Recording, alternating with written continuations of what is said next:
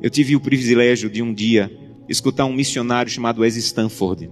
Ele passou uma parte da sua vida ajudando a igreja na Etiópia, que por 17 anos esteve sobre o regime comunista. As igrejas foram lacradas, pastores foram presos, muitos foram mortos. E esse missionário saía da América do Norte e ia para a Etiópia tentar ajudar os irmãos que se reuniam escondidos nas catatumbas, nas florestas.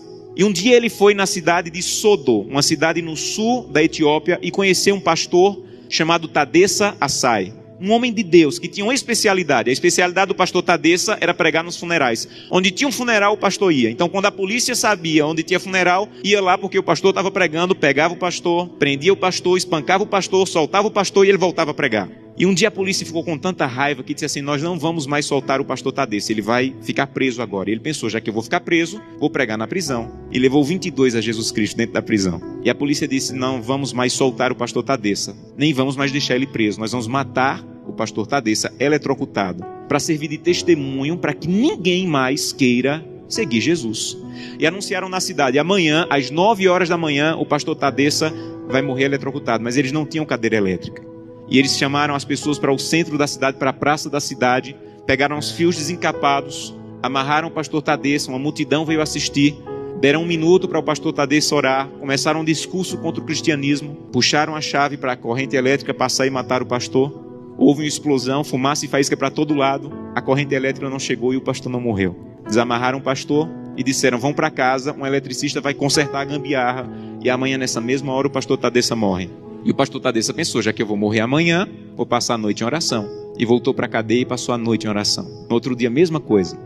A multidão veio, amarraram o pastor Tadessa, alguém havia passado o dia tentando consertar, puxaram a chave, explosão de novo, fumaça e faísca, a corrente elétrica não chegou. E a multidão começou a apertar tanto, fazer tanto barulho, que a polícia ficou temerosa, desamarrou o pastor e disse assim: vai embora daqui.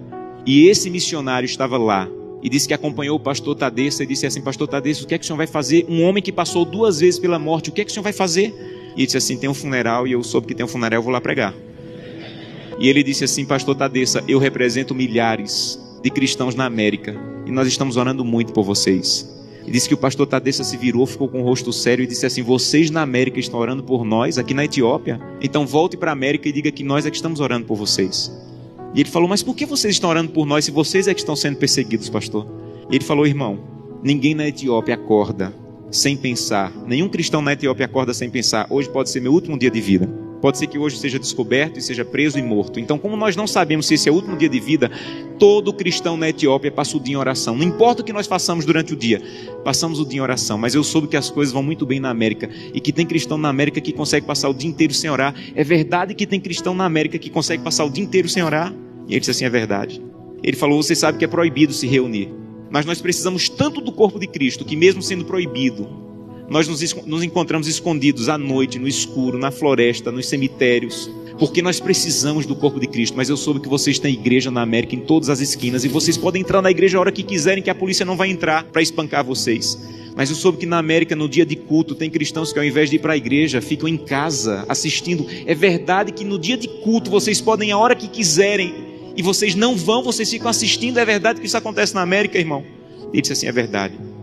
E ele disse assim: missionário, a minha congregação tinha apenas uma Bíblia e eu fiquei com medo de ser preso e minha Bíblia ser queimada. Então reuni minha congregação e com lágrimas nos olhos eu disse: irmão, eu não tenho como guardar a Bíblia, é o que nós temos de mais precioso. Se eu for preso, ela vai ser destruída. Então eu comecei a rasgar as páginas da Bíblia e comecei a dividir para cada pessoa. Era mais fácil guardar porções da Bíblia do que uma Bíblia inteira com uma pessoa só. E quando eu estou à noite pregando, no escuro, no meio do meu sermão, eu digo: eu preciso de Isaías 53. E alguém lá do escuro começa a recitar do fundo do coração aquela página que ele levou rasgada para casa e decorou. Mas eu soube que na América vocês podem ter 8, 10 Bíblias em casa. E eu soube que tem cristãos na América que, apesar de terem 8, 10 Bíblias em casa, passam uma semana sem ler a Bíblia. É verdade? E ele disse assim: é verdade, nós é que precisamos de oração. Meus irmãos, urgentemente precisamos de oração. Porque cantamos: breve Jesus voltará. Levantamos a mão no apelo dizendo assim: eu quero voltar para o céu para ser dono de tudo. Mas ainda não estamos indo a Jesus de maneira séria para que Ele arranque o egoísmo do nosso coração e que nós possamos entrar na porta do céu e nós não vejamos a rua de ouro nem a parede de pedra preciosa, mas nós possamos olhar para o rosto maravilhoso de Jesus, aquilo que nós aprendemos a olhar nessa terra. Eu tenho um sonho sonho da minha vida, entrar na porta do céu, segurando a mão de Gleice, minha esposa, e Glenda e Samuel, os meus filhos. Eu quero chegar em frente a Jesus. Eu quero dizer: Jesus, cheguei com minha família. Essa aqui é Glenda, Samuel e Gleice.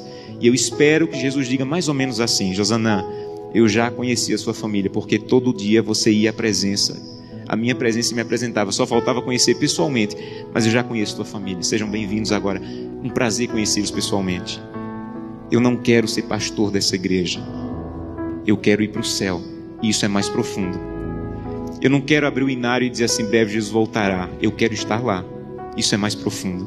Por isso eu preciso fazer com que o que eu como, o que eu vejo, o que eu acesso, o que eu ouço, a maneira como eu uso o meu dinheiro esteja de acordo com a vontade de Deus. Porque os que serão salvos não amam a própria vida. Que Deus te abençoe de maneira profunda, para que o primeiro fruto da fidelidade, a transformação do teu caráter, esteja de maneira real acontecendo em tua vida.